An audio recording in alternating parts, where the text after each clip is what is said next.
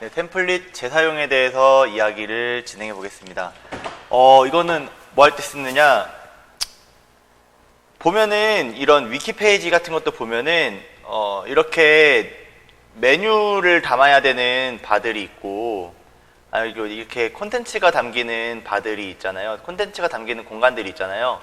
근데 이 메뉴 부분은 어떤 페이지를 방문을 하든 똑같죠. 그러니까 이 템플릿을 만들 때, 이 템플릿을 짜줄 때 이 왼쪽에 있는 메뉴바를 그 템플릿마다 짜주기는 너무 귀찮은 일이죠. 사실 너무 힘든 일이죠. 그래가지고 나온 게 이 재사용입니다. 만약에 내가 홈페이지를 다 만들어놨는데, 웹사이트를 다 만들어놨는데 요거를 바꿔야 돼. 그러면은 하나에서 짰으면은, 여기서 그 왼쪽 거를 짜놨으면은 여기서도 바꿔야 되고, 다른 페이지에서도 메뉴 내용을 바꿔야 되고, 또 다른 페이지에서도 내용을 바꿔야 되고, 그러면 너무 힘들잖아요. 그래가지고 나온 기능이라고 보시면 되겠습니다. 네, 커다란 틀은 전체 페이지에서 공유를 하고, 내용물만 바꿔야 할 때 전체 틀을 그대로 사용하는 게 편하기 때문에 사용하게 되는 기능입니다. 이것을 상속이라고 해요, 보통. 매번 다시 치는 게 아니라 요거를 바꿀 일이 있으면 요거 하나만 바꿔주면 나머지 페이지에서 전부 다 바뀌게끔 해주려면 상속이라는 아이를 사용을 해줍니다. 이런 식으로 조금 읽기 쉽게 편집을 해볼까요? 구현을 했는데 디자인을 바꿔야 한다면 일일이 수정해줘야 되는 대참사가 일어난다. 그래서 이 대참사를 막기 위해서라도 메뉴바 등 틀은 한 파일에서 만들어주고 내용만 고치는 게 관리에 유리하겠죠. 그래서 일반적인 함수의 상속과는 달리 확장이라고 생각을 해야 됩니다. 그러니까 우리가 파이썬 같은 데서 상속하는 거는 부모의 내용을 받아가지고 그대로 쓰잖아요. 그런 게 아니라 부모 안에다가 내 거를 좀 첨가한다고 해야 되나? 뭐 조금 개념이 다릅니다. 그래서 기본적으로 다른 템플릿을 넣을 공간을 지정한 다음에 다른 템플릿에서 부모 템플릿을 상속받아서 사용을 합니다. 이거는 방법에다 넣어줄까요? 이런 식으로. 그러면은 한번 해봅시다. 부모 템플릿에서 먼저 뼈대를 만들어야 돼요. 뼈대를 한번 만들어 볼게요. 여기서 보자. HTML 베이스라고 할까요? 보통 베이스라고 많이 짓더라고요. 타이틀 지난이라고 지워보고, 타이틀 지난이라고 지워보고, 블록이라고 되어 있죠. 요 블록을 여기다가 이렇게 넣어줄게요. 블록을 넣어주고, 그리고 엔드 블록 이렇게 넣어줘가지고 요 사이에만 넣는다라고 지정을 해주는 거예요. 그냥 블록만 넣으면은 여기 하나밖에 없다면 그냥 여기 이 부분에 자식 템플릿의 내용을 담는다라는 뜻이고요. 이런 식으로 엔드 블록을 넣어주면은 요 안에 블록의 영역을 지정해준다. 예를 들어서 요게 메인 페이지인데 뭐 아래 이것저것인데 이런 식으로 담아 놓으면은 얘네 둘은 건들지 않고 자식 템플릿은 요 안에서 나갈 수 없다는 의미가 되는 겁니다. 자식 템플릿에서는 굳이 요 블록을 다 채우지 않아도 사실 뭐 지가 알아서 가지고 옵니다. 채워져 있는 블록만 가져와 가지고 요거를 여러 개 만들 수가 있어요. 이것저것인데 여기를 몸통이라고 할까요? 몸통, 머리, 이런 식으로 블록 이름을 지정을 할 수도 있습니다. 블록 띄고 블록명을 해야겠죠. 블록 띄고 헤드, 보기 쉽게 블록 띄고 바디, 이런 식으로 해놓으면은 자식 템플릿에서 이제 상속을 받을 템플릿에서 요 템플릿 좀 이따 같이 보도록 하죠. 일반적으로 사이트 전체의 그 느낌을 유지하기 위해서, 룩앤필 느낌을 유지하기 위해서 3단계 상속을 많이 합니다. 그러니까 첫 번째로는 전체 룩앤필을 담는 베이스. 그래서 요 안에다가 내비게이션 바나 전체 페이지에서 보여줘야 될 내용들이 여기에 담기게 돼요. 여기다 하고 요거를 내비게이션 바, 이거 메뉴바를 의미하는 거죠. 네, 메뉴바가 이렇게 있다고 생각만 해봅시다. 그리고 하위의 스타일을 담는 섹션별 HTML. 그러니까 섹션 여기다 바로 그대로 만들어 볼게요. 뭐라고 하면 좋을까?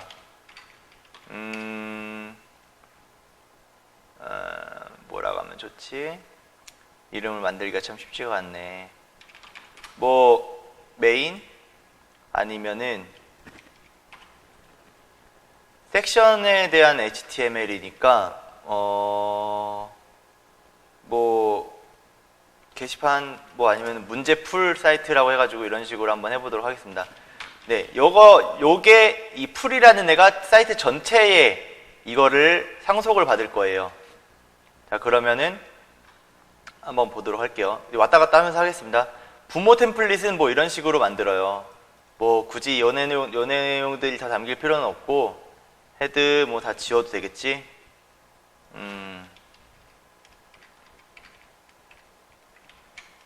여기다가 사이트 HTML하고 왜 장고가 아니지?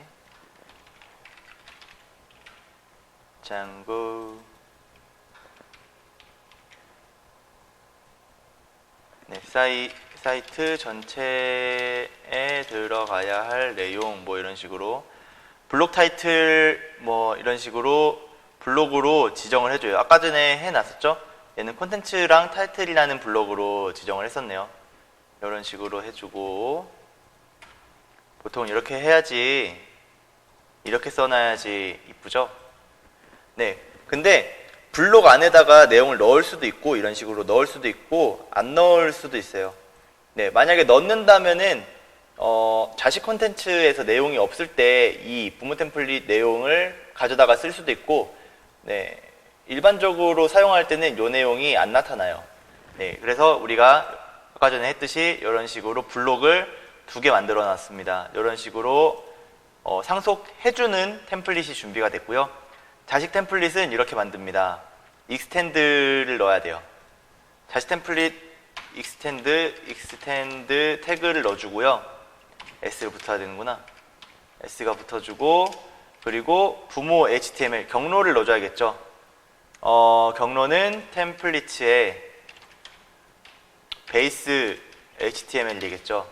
이렇게 해주고 닫으면은 닫고 네, 태그 처리를 해줘야 되죠. 중괄호로. 네, 이런 식으로 해주면은 이게 무슨 의미냐?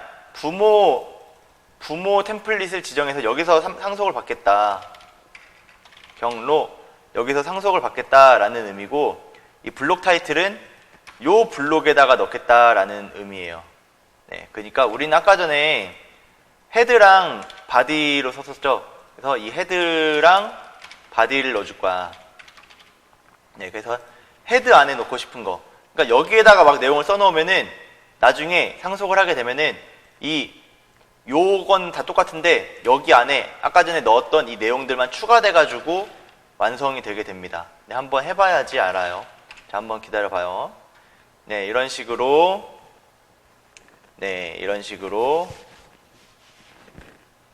할 수 있고요. 섹션별 경로, 섹션별 HTML. 네, 자식 템플릿 만들기 2라고 써놨는데 이런 거는 뭐냐면은 우리가 자식 템플릿에서 이거는 섹션, 여기는 섹션이에요. 섹션. 여기는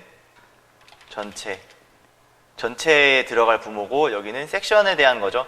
그래서 타이틀이 뭐 해당 타이틀이 있겠죠. 해당 뭐 홈페이지라든가 타이틀을 요거에 대신해 가지고 넣어주고, 그리고 이 자식이 하나 더 있어 가지고 이번에는 얘를 상속하는 거예요. 그러면은 우리가 여기선 타이틀을 채워 넣었잖아요. 부모의 타이틀을 채워 넣었는데 여기는 아직 안 찼었죠.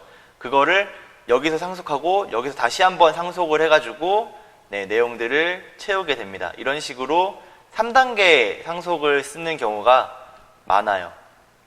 그래서 우리가 여기다가 머리 프라이머리라고 써보고, 그리고 우리가 풀을 또 가져올 뭐라고 하냐, 자식 뭐라고 하지? 디테일 화면으로 하고 합시다. 디테일 화면은 또 똑같이 풀에서 한 것처럼 다 지우고 템플릿 아래에 풀을 가져오겠다. 이 섹션 HTML을 가져와서 상속을 하겠다.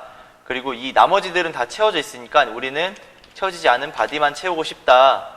그런 경우에는 이런 식으로 채우면 됩니다. 바디, 노 바디. 네, 이런 식으로 하면은 우리가 풀에 있는 거를 가져오는데 블록의 내용만 이걸로 바꿔주겠다라는 의미죠. 그래서 풀을 보니까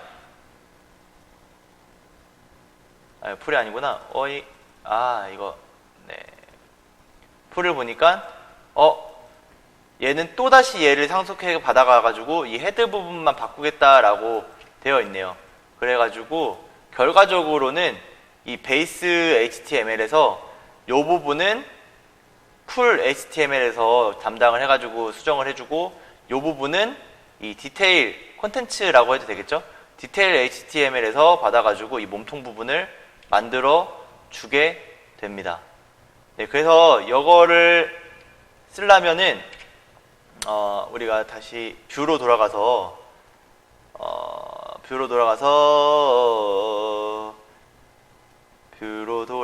적당한 함수가 뭐가 있을까? 네, 헬로우를 한번 써볼까요? 헬로우의 테스트 HTML 대신 템플릿 안에 있는 디테일을 불러와 봅시다. 디테일 한번 불러와 볼게요. 네, 저장을 하고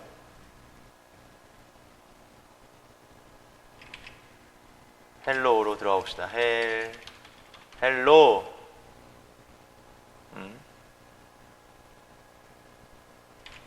헬로우가 없구나. 어디로 들어가야지 헬로우로 들어갈 수 있지? URL 보고 헬로우로 들어가려면 없네요. 여기다 to로 들어가면 되겠군요. 네, 이걸 헬로우로 바꿉시다. 함수 이름이랑 똑같이 찾기 귀찮으니까 들어가 보면은 템플릿 더준한 디그시트 테스트 헬로. 지금 보니까 공용 템플릿을 못 찾는 것 같아요. 찾아보니까 템플릿 풀 없고요. 템플릿 풀. 템플릿 안에 템플릿을 또 뒤지네 얘가. 네, 잠시만.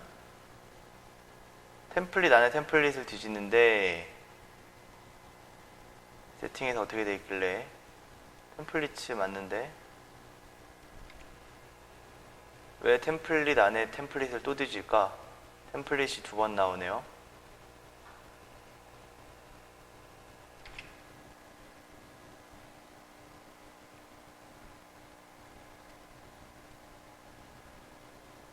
이유는 잘 모르겠지만 한번 해볼까요? 템플레이트 여기다가 디테일을 넣어줄게요. 잠깐만, 지금 디테일로 들어왔는데 풀을 못 찾는 거잖아. 네, 디테일에서 이 풀을 불러올 때 이 풀에 대해서 상대 경로로 찾게 되네요. 네, 그래서 이렇게 해주고 이 풀에서도 얘를 이렇게 베이스 HTML로 해주도록 할게요. 네, 해보면은 네, 이런 식으로 되게 되죠. 메인 페이지인데 내비게이션 바. 우리가 아까 전에 이 베이스 HTML에서 여기까지는 쳐줬어요. 그리고 머리라고 해놓고 이 블록을 남겨놨었죠. 그리고 풀에서 여기서 머리를 넣어줬었습니다. 자, 보니까 머리 프라이머리 들어와 있죠. 풀에서 썼던 게. 그리고 디테일에서 요 바디는 디테일에서 내용을 채워줬어요. 노 바디 노 바디. 네, 이런 식으로 3중 상속을 해가지고 쓰는 경우가 많더라. 네, 이런 식으로 상속을 해가지고 여러 가지 템플릿을 사용할 거 아니에요. 뭐 베이스를 썼다가 뭐 이걸 썼다가 저걸 썼다가 이렇게 사용을 할 텐데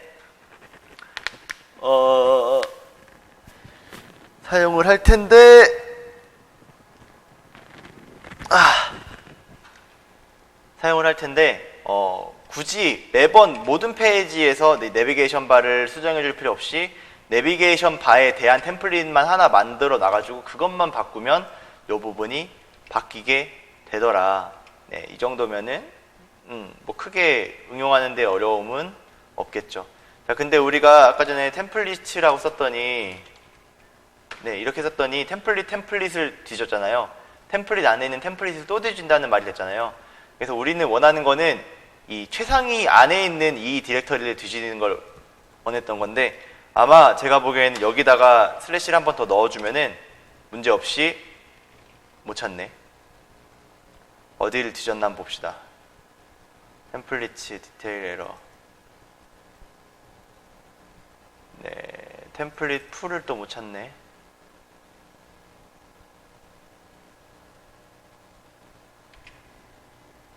절대 경로에서 찾는 법을 좀 알고 싶은데, 절대 경로를 하려면 어떻게 해야 될까?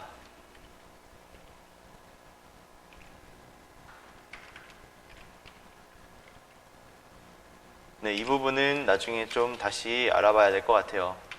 나는 이거를 절대 경로로 뒤져보고 싶은데, 이거는 제가 나중에 처리를 해보도록 하겠습니다. 그냥 경로가 아니라 상대 경로가 되겠네요. 상대 경로. 여기도 상대 경로. 네, 이런 식으로 기본적인 상속이 되는데, 상속법 또 다른 방법이 있어요. include라는 아이가 있는데, 많은 기능을 넣다 보면 코드가 복잡해서 가독성이 떨어지죠. 이게 싫은 사람들은 HTML을 분리해서 관리를 하는데, 사실 위에서 본 상속이랑 거의 비슷한데, 부모 템플릿이랑 상속에서는 부모 템플릿이랑 자식이 선형으로 연결돼서 여러 자식의 기능을 불러오거나 여러 부모의 기능을 불러오지는 못했잖아요. 그러니까 하나가 하나를 불러오고 하나가 하나를 불러오고 이런 식으로 선형으로 이렇게 직계로만 이어졌는데, 이 include를 사용하면은 많은 템플릿의 기능들을 복합적으로 좀 끌어올 수가 있어요. 똑같은 코드를 반복할 때 쓰면 좋겠죠. 물론 상속과 똑같이. 그러니까 뭔 말이냐면은 하나씩만 불러올 수 있는데, 내가 여기서는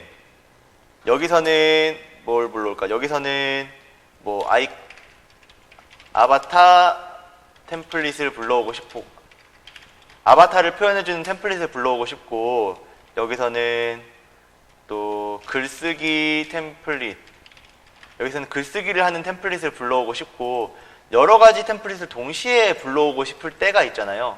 그럴 경우에는 일반적인 상속으로는 안 되는데, 이때 필요한 게 include라는 기능입니다. include는 이런 식으로 사용을 해요. 예를 들어서 자, 하나 만들어 볼게요. 아바타. 이게 스펠이 맞는지는 모르겠는데, 아바타입니다. 따다단 아바타입니다 하고, 베이스에서 아바타 템플릿을 넣고 싶은 곳에 템플릿명 이렇게 넣어주면은 이 아바타 템플릿의 내용들을 그대로 가져온다는 의미가 돼요. 한번 새로 고침을 하면은 아바타 템플릿이고 아바타입니다 이라고 여기에 써놨던 것들이 불러오게 되죠. 그래서 이런 식으로 include를 써가지고 할 수도 있습니다. 물론 그냥 일반 상속에서 블록을 지정해가지고 할 수도 있지만, 이거 통째로 그냥 머리가 아니라 머리 템플릿을 이렇게 불러올 수도 있는 거잖아요. 그렇죠? 이렇게. 그래서 각자 취향에 맞게 사용을 하시면 되겠는데, 저 같은 경우에는 보통 3중 상속을 하고 나서 필요한 되게 각각의 요소들 있잖아요. 이게 쓰다 보면은 내용이 되게 길어지거든요. 뭐 글쓰기 템플릿, 상세 페이지 템플릿 만들려고 해도 막 엄청나게 길어져요. 막 엄청나게 길어지는데, 이 긴 것들 왔다 갔다 하면서 글쓰기가 있고, 뭐 아래는 댓글을 봐야 되는 댓글 보기용 템플릿이 있고, 이것들 왔다 갔다 하기가 너무 힘들잖아요. 그래가지고 뭐 글쓰기는 따로 만들어가지고 include해서 불러오고, 댓글 관리하는 템플릿도 따로 만들어가지고 include해서 불러오고, 이런 식으로 사용을 할 수도 있습니다. 네, 점점 고급 기능을 가게 될수록 이 include라는 기능을 더 많이 쓰게 될 것 같아요. 네, 이런 식으로 해당 HTML에 있는 걸 가져오게 되고, include with 변수명이라고도 되어 있잖아요. 이거는 include 했을 때 그 템플릿 안에 있던 변수 안에 이런 식으로 객체명을 넣어가지고 대체해가지고 쓸 수 있다는 말인데, 네, 이것도 별로 안 쓰니까 일단은 이 정도만 다루고 넘어가도록 하죠. 그래서 이렇게 템플릿을 재사용하고 네, 여러 가지 편의를 도와주는 사용법에 대해서 알아보았습니다. 네, 그럼 여기까지 템플릿 맞춰 볼게요.